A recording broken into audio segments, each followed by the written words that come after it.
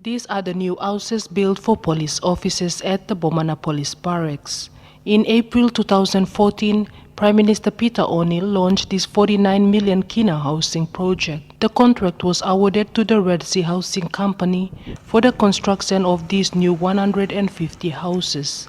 This was in line with the government decision to increase the number of police officers. However, providing a roof overhead is not an easy task. While these new houses have already completed, they are yet to be energized and water is yet to be connected.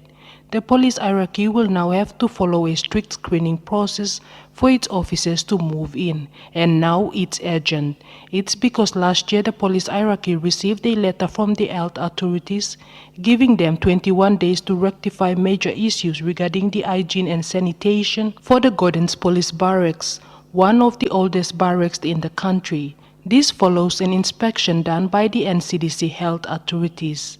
But that was never done. Instead, Police Commissioner Gary Bakis said they will have to relocate those affected police officers and their families.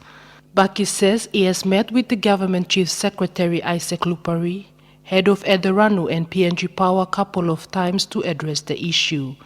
Commissioner Bakis said once this is formalized, only 150 officers will be moved into these new houses. Sheila Malkin, NBC National News, Port Moresby.